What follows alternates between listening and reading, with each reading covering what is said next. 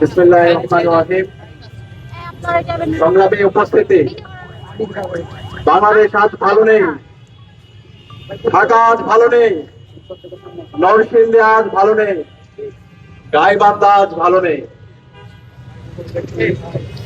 জুলাই বিপ্লব পরবর্তী এত শাহাদাতের মাধ্যমে আমাদের আশা ছিল একটা নতুন বাংলাদেশ পাবো, যে বাংলাদেশে আমার মা বোনদের নিরাপত্তা থাকবে, যে বাংলাদেশে চাঁদাবাজি সন্ত্রাস থাকবে না, যে বাংলাদেশে মাফিয়া তন্ত্র থাকবে না, যে বাংলাদেশে সকল মানুষের অধিকার নিশ্চিত করা হবে। এবং এই জুলাই বিপ্লব পরবর্তী আজকে নির্বাচন হয়েছে।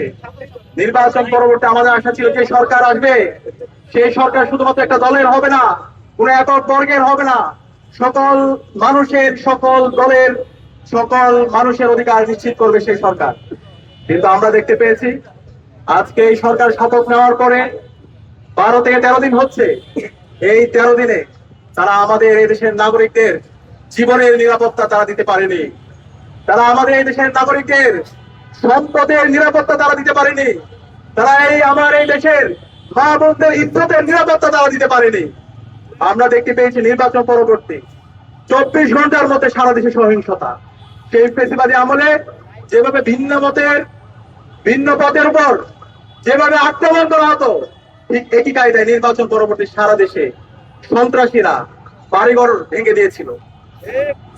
নির্বাচন পরবর্তী 24 ঘন্টার মধ্যে আমরা 4টা লাশ পড়তে দেখেছি, এবং একই সাথে সারা দেশে অসংখ্য মানুষের সম্পত্তিকে দখল করতে দেখেছি। একই সাথে আজকে 12-13 দিনে সারা দেশে আমার মা বোনদের উপর হামলা হচ্ছে। এই ঢাকা বিশ্ববিদ্যালয়ে এক দলের সন্ত্রাসীরা আমাদের বোনদের উপর তারা হামলা করেছে। একই সাথে আমরা দেখতে পেয়েছি রামপুরের মধ্যে 5 বছরের এক শিশুর উপরে হামলা করে তাকে হত্যা করা হয়েছে। যখন মামলা করতে গিয়েছে পরিবার, তখন প্রশাসন থেকে বলা হচ্ছে এই ধরনের দুর্ঘটনা আপনারা মাইনে নেন। আরে ভাই, এই ধরনের দুর্ঘটনা মাইনে নেওয়ার জন্য কি জুলাই বিপ্লব হয়েছে? এত রক্তের মাধ্যমে যদি আমরা সেই ফেসিবাদী বয়ান শুনতে হয়, তাহলে আমরা ছাত্র সমাজ বেঁচে থাকতে আমরা এই ধরনের ফেসিবাদ বাংলাদেশে কায়েম হতে দেব না।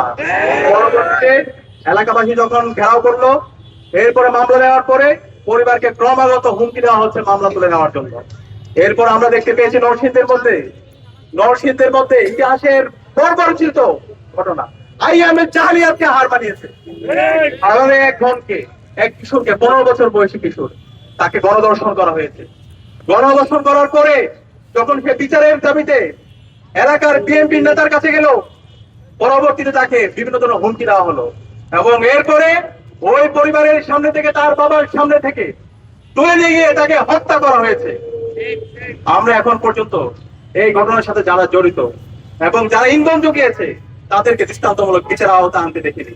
একই সাথে আমরা দেখতে পেয়েছি হাজারীবাগে এক শিশুকে হত্যা করা হয়েছে, এবং গাইবান্ধা থেকে শুরু করে বাংলাদেশের বিভিন্ন প্রান্তে আজকে মবের মাধ্যমে নাগরিকদের অধিকার হনন করা হচ্ছে, এবং জুলাইয়ের যারা বিপ্লবী আছে তাদেরকে হত্যাযজ্ঞ করা হচ্ছে।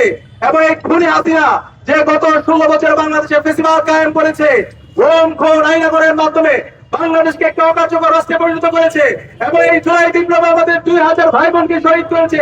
এই খুনি হাসিনা এবং তার দূষকদেরকে আবার বাংলাদেশে পুনর্বাসনের ব্যবস্থা করছে একটি দল। আমরা সাবধান করছি এই খুনি হাসিনা এবং তার দূষকদের বিরুদ্ধে বর্তমান সরকারকে $0 নীতি ঘোষণা করতে হবে। এই বাংলাদেশে খুনি হাসিনাকে ভারত থেকে নিয়ে এসে তাকে ফাঁসির কাছে ঝোলাতে হবে, রায় কার্যকর করতে হবে। এই জুলাই বিপ্লবে আমাদের 2000 ভাই বোনকে শহীদ করেছে খুনি হাসিনার যারা মাস্টার মাইন্ড আছে, এই আওয়ামী লীগ, ছাত্রলীগ, যুবলীগকে এই বাংলাদেশে বিচারের আওতায় নিয়ে আসতে হবে। আর কোন অফিস খুললে এই বাংলাদেশের ছাত্র জনতা প্রতিরোধ গড়ে তুলবে। এই বাংলাদেশে আওয়ামী লীগ কোন রাজনৈতিক দল না, আওয়ামী লীগ হচ্ছে সন্ত্রাসী সংগঠন। আওয়ামী লীগ দেশের স্বাধীনতার সার্বভৌমত্বের জন্য হুমকি। সুতরাং এই আওয়ামী লীগকে এবং খুনি হাসিনার দোষরদেরকে এই বাংলাদেশে বিচারের আওতায় নিয়ে আসতে হবে, এবং সারা দেশব্যাপী যে ধর্ষণ হচ্ছে, যে সন্ত্রাস হচ্ছে, যে মাফিয়া তন্ত্র হচ্ছে, এই সন্ত্রাসীদেরকে দ্রুত সময়ের মধ্যে অ্যারেস্ট করে তাদেরকে বিচারের আওতায় নিয়ে আসতে হবে। একই সাথে আমরা দেখতে পেয়েছি ঢাকা বিশ্ববিদ্যালয়ের শিক্ষার্থীর উপর এবং সাংবাদিকদের উপর এই সহজ উদ্যানে পুলিশ হামলা করেছে। আমরা এই ধরনের পুলিশের রাষ্ট্র দেখতে চাই না, যে পুলিশ আমার সাংবাদিকদের উপর হামলা করে, আমার ভাইয়ের উপর হামলা করে, আমার বোনের উপর হামলা করে। সুতরাং এই পুলিশের যারা এই নাগরিকদের উপর হামলা করেছে তাদেরকে বিচারের আওতায় নিয়ে আসুন। আমরা দেখতে পাচ্ছি এই পুলিশের বিরুদ্ধে ব্যবস্থা না নিয়ে বরং তাদেরকে আরো পদোন্নতি দেওয়া হচ্ছে। আমরা সবকিছু অবজার্ভ করছি, আমরা আপনাদেরকে সময় দিতে চাই, কিন্তু আমরা যদি দেখি আপনারা জালিম হয়ে উঠছেন, আপনারা হাজিরা হয়ে উঠছেন, আমরা আবু সাঈদের উত্তর সূত্রে বেঁচে থাকতে আমরা তা হতে দিব না। তোদের জীবন দেব, কিন্তু বাংলাদেশে আর কখনো হাসিনা তন্ত্র ফিরে আসতে দেব না। প্রয়োজনে আবু সাঈদের মতো আমরা রাজপথে নামবো, কিন্তু বাংলাদেশে আমার আর কোন বোনের উপর, আমার কোন মায়ের উপর শ্লীলতাহানি হতে দেব না। আমরা অনুরোধ করবো, স্বরাষ্ট্রমন্ত্রী আপনি বিভিন্ন ধরনের হুমকি দিচ্ছেন, হুমকি দিয়েন না। এই জুলাই প্রজন্ম কারো হুমকিকে তোয়াক্কা করে না।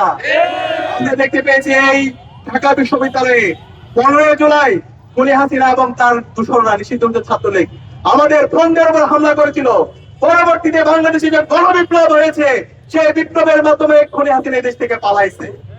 তাই সাবধান করছি, আর কোন আমার মা বোনদের উপর যদি হামলা হয়, আমার মা বোনদেরকে যদি বিরক্ত করা হুমকি দেওয়া হয়, আর কোনো যদি দর্শন হয়, দর্শনের পরে যদি বিচার না হয়, তাহলে আমরা আবার রাজপথে নেমে আমরা গণপ্রতিরোধ করে তুলবো ইনশাআল্লাহ। আপনাদেরকে অনুরোধ করবো, বাংলাদেশের ছাত্র সমাজকে অনুরোধ করবো, সবাইকে সজাগ থাকতে হবে।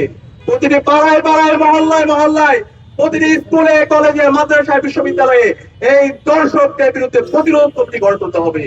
দর্শকদের যেখানে পাওয়া যাবে তাদেরকে ধরে থানায় দিতে হবে, তাদেরকে প্রকাশ্যে বিচারের আওতায় নিয়ে আসতে হবে। ইনশাআল্লাহ আমরা জুলাই প্রজন্ম ঐক্যবদ্ধভাবে বাংলাদেশে ইনসাফ কায়েম করবো। শহীদ ওসমান হাদি আমাদেরকে যে লড়াই দেখে গেছে, যে আজাদির লড়াই, ইনসাফের লড়াই, ভারতীয় আধিপত্যবাদের বিরুদ্ধে লড়াই, আমার মা বোনদের অধিকার রক্ষার লড়াই, সেই লড়াই আমরা জারি রাখবো ইনশাআল্লাহ।